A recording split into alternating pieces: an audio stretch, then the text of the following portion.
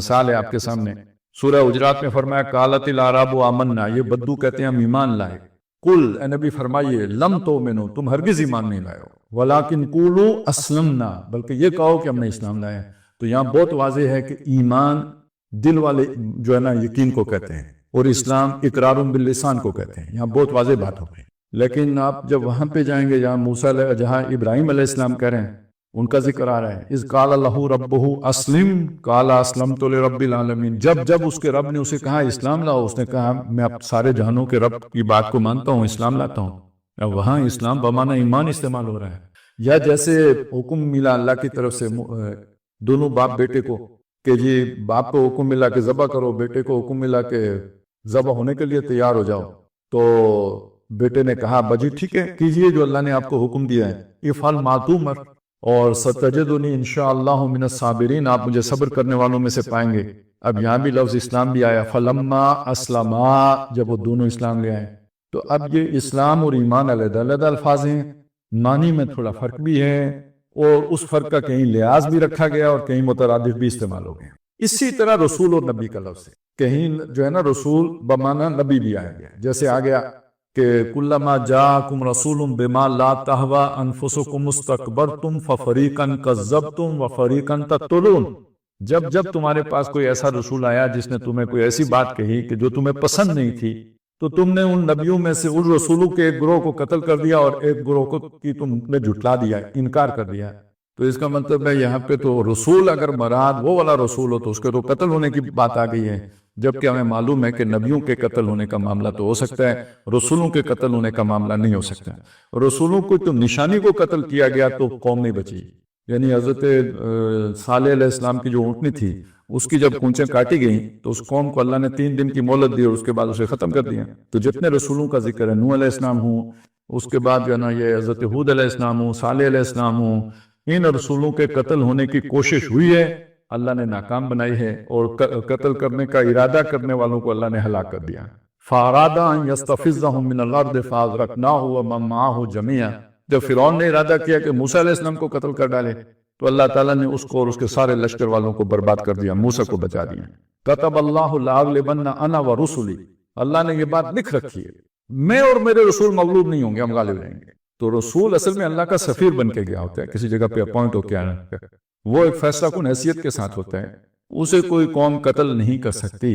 تو یہ کچھ ایک فرق ہے جو میں نے آپ کے سامنے رکھا، اور وہ فرق یہ ہے کہ رسول اللہ کی طرف سے ہوتے نبی ہیں سارے، لیکن ان میں سے جن کی اللہ یہ ذمہ داری لگا دیتا ہے کہ وہ فلانی قوم کو جا کے خبردار کرنا ہے، تو وہ حیثیت ان کی رسول کی بن جاتی ہے، اپوائنٹمنٹ، ایک اسپیشل اپوائنٹمنٹ ہو جاتا ہے۔ جیسے آپ یوں سمجھ لیں نا، ایک شخص ہے جو عالم بن گیا، درس نظامی کیا، اس نے 14 علوم پڑھے، 7 سال لگائے، اور وہ اب آپ اسے مولانا کہیں گے، لیکن ہر مولانا امام مسجد تو نہیں ہوتا ہے، وہ تو جس کی ڈیوٹی لگتی ہے، مصلی جسے ملتا ہے،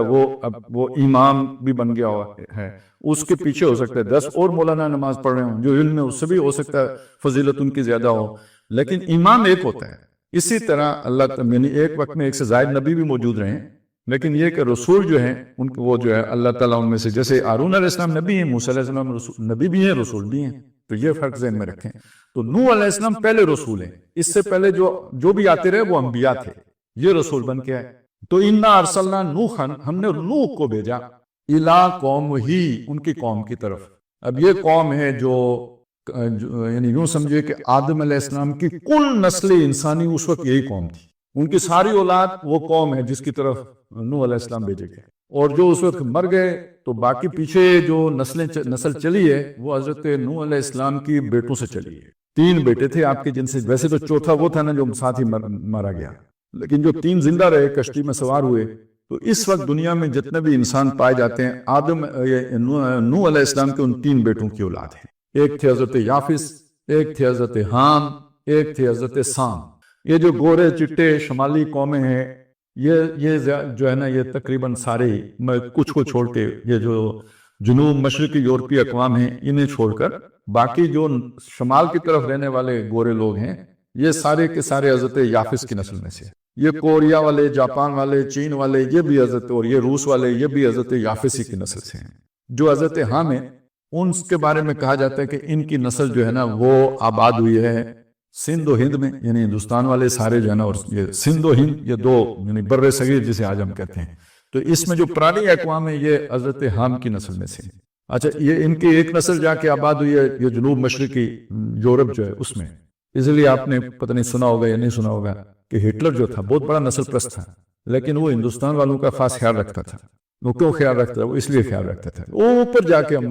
ایک وہ ہو جاتے ہیں، تو وہ بھی حامی النسل تھا، ہٹلر بھی حامی النسل تھا۔ اور ایک نسل ان کی جا کے آباد ہوئی ہے مصر میں اور سوڈان وغیرہ میں، کہتے ہیں افریقی بھی وہی ہیں، لیکن یہ اختلافی مسئلہ ہے۔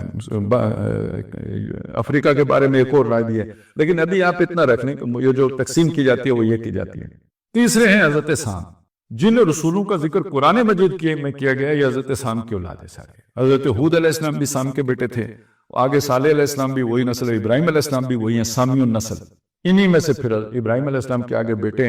حضرت اسحاق، تو جن کے بیٹے حضرت یعقوب تھے، جن کا لقب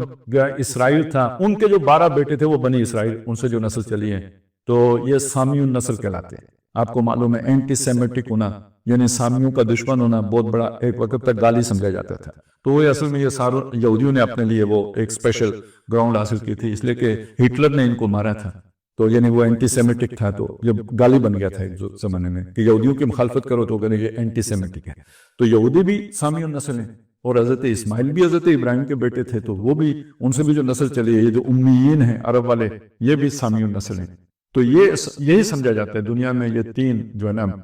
جو نوح علیہ السلام کے بیٹے تھے، ان سے یہ دنیا میں نسلیں پھیلی ہیں۔ اسی لیے حضرت نوح علیہ السلام کو آدم ثانی بھی کہا جاتا ہے، یعنی آج دنیا میں جتنے انسان موجود ہیں ان میں سے کوئی ڈائریکٹ آدم علیہ السلام تک نہیں پہنچتا، بلکہ یہ کہ نوح علیہ السلام سے ہو کر آدم علیہ السلام تک اس کا سلسلہ جاتا ہے۔ لیکن یہ ایک رائے ہے، غالب رائے ہے، لیکن اس کے برعکس اس بعض لوگوں نے کچھ مختلف آراء بھی دی ہیں۔ خاص طور پہ میں صرف اشارتاً یہ ذکر کر سکوں گا کہ یاجوج ماجوج کے بارے میں خیال ہے کہ ان کی نسل جو ہے نا آدم علیہ السلام تک تو جاتی ہے، اما ہوا تک نہیں جاتی۔ وہ ایک علیحدہ مسئلہ ہے، بہت پیچیدہ مسئلہ ہے، اس کو چھوڑ دیں ابھی۔ لیکن اتنا ایک دوسرا خیال بھی ہے، ایک اور خیال بھی ہے، وہ یہ کہ نہیں، اس کے علاوہ بھی قومیں موجود تھیں آدم علیہ السلام کے علاوہ، اور نوح علیہ السلام کے دور میں جو لوگ ہلاک ہوئے، یعنی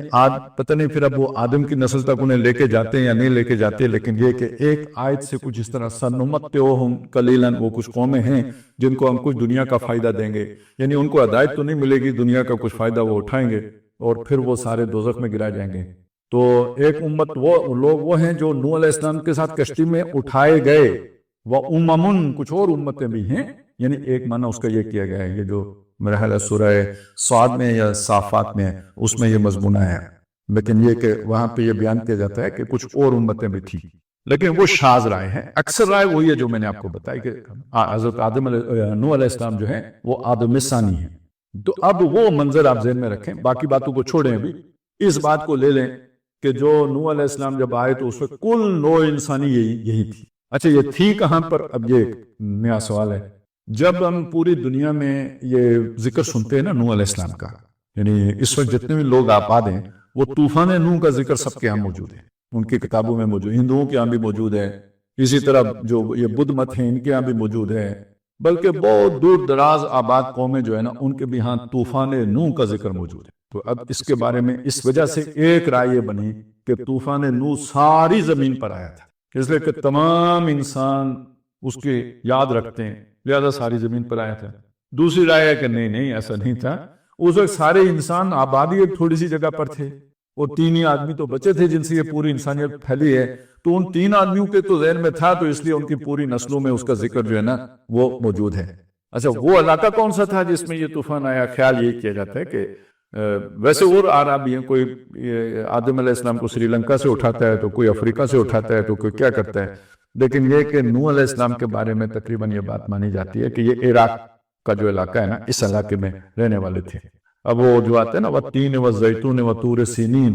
وَهَٰذَا الْبَلَدِ الْأَمِينَ، تو وہ جو 3 انجیر کا جو علاقہ ہے جہاں انجیر پر کثرت ہوتا ہے، تو اس کے بارے میں خیال یہ ہے کہ وہ نوح علیہ السلام ان کی طرف اشارہ ہے، اس لیے کہ کوہ طور کے بارے میں تو موسیٰ علیہ السلام کنفرم ہے کہ انہیں طور پہ لے جا کے کتاب دی گئی، اور زیتون وہ علاقہ جہاں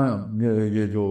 زیتون کے باغات زیادہ ہیں، تو وہ یروشلم کا علاقہ ہے جہاں حضرت عیسیٰ علیہ السلام نے جو ہے نا وہ دعوت و تبلیغ کا کام کیا ہے، تو پیچھے جو ہے نا انجیر کا علاقہ جو ہے نا وہ یہ بنا عراق، اور اس سے یہ نینوا جو بعد میں، اور یہ دو دریا بہتے ہیں نا، کیا ہے وہ، جیسے ادھر گنگا اور جمنا ہے تو وہاں پہ فرات اور کیا ہے دجلہ اور فرات، ان کے درمیان کی جو تہذیب ہے یہ در حقیقت گویا مسکن تھا حضرت آدم علیہ السلام کا، اور اسی سے وہاں نسل پھیلتی رہی، اور جب وہ پھیل گئی تو وہاں پہ حضرت نوح علیہ السلام کی بعثت ہوئی ہے۔ تو یہ قوم گویا وہاں پہ آباد تھی، اگر ہم اسے کسی جغرافیے کا بھی تعین کریں تو وہ یہ بنتا ہے۔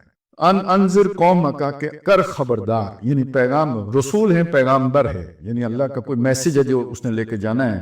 تو پیغام پہنچانا ہے، تو اس نے جا کے اپنی قوم کو خبردار کرنا ہے۔ انذر کہ کر خبردار قوم کا، اپنی قوم کو، من قبل اس سے پہلے، ان یاتیہم عذاب علیم کہ ان پر دردناک عذاب آ جائے۔ گویا یہ جو انداز ہے اس سے پتہ یہ لگتا ہے کہ اس قوم پر دردناک عذاب طے ہے، تقدیر ہے، وہ ٹلے گا نہیں، اس سے پہلے خبردار کرنا ہے۔ اب یہ ذرا یہاں پہ پھر مسئلہ کھڑا ہو جائے گا کہ بھئی پھر رسول کو بھیجنے کا مقصد کیا؟ آپ نے تو تباہ ہی کرنا ہے، جیسے کہ تباہ ہوئے۔ اچھا تباہ کرنا کیوں ہے یہ ایک علیحدہ مسئلہ ہے، لیکن یہ سوال ہے وہ اسے بھی سامنے رکھنا پڑے گا۔ تو پھر بھیجنے کا مقصد کیا ہے جب تباہ ہی کرنا ہے؟ تو اب سمجھ لیجئے اس بات کو، پہلی بات یہ کہ اللہ تعالیٰ کسی قوم پر اس طرح کی ہلاکت کب بھیجتا ہے، یعنی پوری کی پوری قوم کو ملیامیٹ کر دینا، ختم کر دینا، برباد کر دینا، ہلاک کر دینا، یہ اللہ کب کرتا ہے؟ یہ ایک دم نہیں کرتا، کبھی بھی ایک دم نہیں کرتا، اس کا ایک اصول ہے، وَمَا كُنَّا مُعَذِّبِينَ حَتَّى نَبْعَثَ رَسُولًا، ہم کسی قوم کو عذاب نہیں دیتے جب تک کہ اس میں رسول بھیج کے اسے سمجھا نہ دیں، کان نہ کر دیں، اس کو کھٹکا نہ کر دیں، اس سے پہلے ہم کسی قوم کو غفلت میں نہیں مارتے۔ یہ سورہ بنی اسرائیل میں ہے۔ سورہ انعام میں یہ مضمون ایک اور انداز میں آیا ہے، وَمَا كَانَ رَبَّكَ لِنُهْلِكَ الْقُرَىٰ وَمَا كَانَ لِنُهْلِكَ الْقُرَىٰ، ہم ایسے نہیں ہے کہ ہم کسی بستی کو ہلاک کر دیں، اور ذَلِكَ أَلَّمْ نَكُنْ مُهْلِكَ الْقُرَىٰ الا وهم غافلون، جبکہ لوگ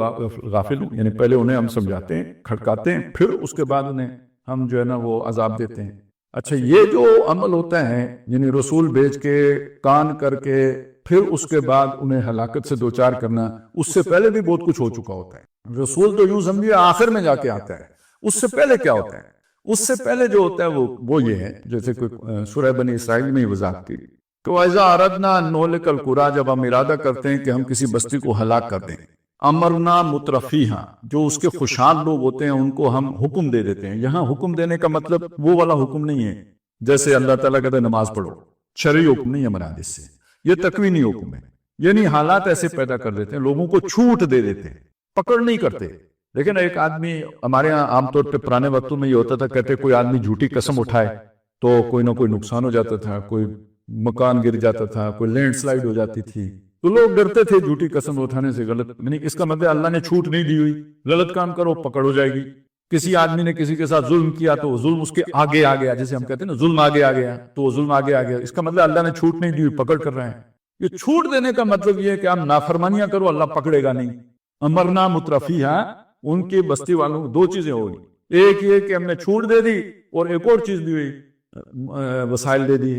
اب ایک آدمی کوئی غلط کام کرنا چاہتا ہے، وسیلہ ہی نہیں ہے، کیسے کرے گا؟ اب اسے وہ وسائل مل گئے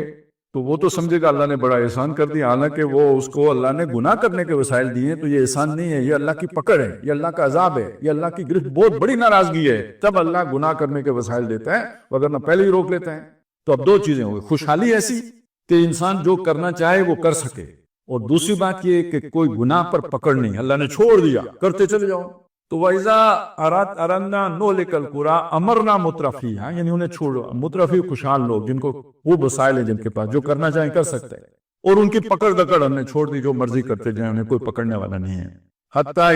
امرنا مترفیہا ففسقوا فیہا، تو انہوں نے خوب گند مچایا، فسق و فجور کا بازار گرم کر دیا، بے حیائی، جیسے قوم لوط کا ذکر آتا ہے، یا جیسے جو ہے نا اور باقی قوموں کا، جیسے فرعون ظالم تھا، اس کو بھی تو چھوٹ ملی ہوئی تھی، تو بادشاہت ملی ہوئی تھی، تب ظلم کر رہا تھا۔ اگر کوئی مزدور ہوتا تو وہ کیسے ظلم کرتا؟ بے شک فرعون ہوتا، طاقت جو ہے وہ اپنی خواہشیں اس کی فرعون والی ہوتی، لیکن وسائل نہ ہوتے تو کیسے ظلم کرتا؟ بادشاہ نہ ہوتا تو اللہ نے بادشاہی دے دی۔ تو اسی طرح مختلف قوموں کو اللہ تعالیٰ نے مواقع دیے، ففسقوا فیہا، انہوں نے خوب ظلم و ستم اور فسق و فجور کے بازار گرم کیے، تو فحق علیہ القول، تو ان پر ہماری دفع لاگو ہو گئی۔ دیکھیں نا، کوئی آپ نے جب تک قتل نہ کیا ہو تو 302 کی دفعہ تو لاگو نہیں ہو سکتی، اور آپ جب تک جو ہے نا منشیات فروشی نہ کریں تو وہ جرم ثابت ہی نہیں ہو سکتا. لہذا ہم نے وہ موقع دیا کہ آپ کر گزرو جو کرنا چاہتے ہو. جیسے ہمارے وہ پی ٹی آئی والے ناراض ہیں نا کہ فوجیوں نے ہمیں کرنے کیوں دیا، روک دیتے، گولی مارتے، نہ کرنے دیتے. انہوں نے بھی کہا کرو، کیونکہ پھر ہم نے بعد میں پکڑنا ہے. تو اسی طرح اللہ بھی کرنے دیتا ہے، نہیں پکڑتا. کہ آپ نے جو سوچا ہوا ہے اللہ کرنے کے حالات پیدا کر دیتا ہے، وہ آپ کر گزرتے ہیں. جب کر گزرتے ہیں تو پھر فحق علیہ القول، وہ بغاوت کی دفعہ لاگو ہو جاتی ہے، پھر نہیں بچ سکتے. فدمرناها تدمیرا، تو ہم نے پھر اس کی جڑ کاٹ کے پھینک دی. اب آپ کو پورا وہ سمجھ میں آ گیا نا، یہ یوں ہوتا ہے. اور یہ کتنی بستیاں جو اللہ نے ہلاک کی، وَكَمْ أَهْلَكْنَا مِنَ الْقُرُونِ مِن بَعْدِ نوح، کتنی بستیاں ہیں جو نوح علیہ السلام کے بعد ہیں. پہلی بستی جو ہلاک ہوئی وہ نوح علیہ السلام کی، اور اس کے بعد ہے نبی آپ تک پتہ ہی نہیں کتنی بستیاں جو ہے نا وہ پیسی جا چکی ہیں. وَكَمْ قَسَمْنَا مِن قَرْيَةٍ، بستیاں ہیں جو ہم نے بالکل رون ڈالی، پیس دی، بلڈوز کر دی. یہ جو ہے نا کیا. اچھا، اس کی ایک تشریح ہے جو سورہ انعام میں آئی ہے کہ وَكَذَلِكَ جَعَلْنَا فِي كُلِّ قَرْيَةٍ أَكَابِرَ مُجْرِمِيهَا، یہ ایک ڈائمنشن ایسے سمجھیں گے. اسی طرح یہ فی کل قریۃ کا یہاں مطلب ہر بستی نہیں ہے، کوئی مدینہ جیسی بستی نہیں ہے، کوئی حضرت سلیمان علیہ السلام کے دور کا یروشلم نہیں ہے. یہاں کل قریۃ کا مراد وہ بستیاں جو ہم نے ہلاک کی، وہ مراد ہے. ان بستیوں میں سے جو اکابر، یعنی جو ان کے بڑے لوگ ہوتے تھے، لیڈر لوگ ہوتے تھے، وہ مذہبی لیڈر ہوں یا وہ ان کے سیاسی رہنما ہوں، جو یا یہ کہ وہ جیسے قبیلے کے چیف ہوتے تھے، جو سردار لوگ ہوتے تھے، ان وہ جو اکابر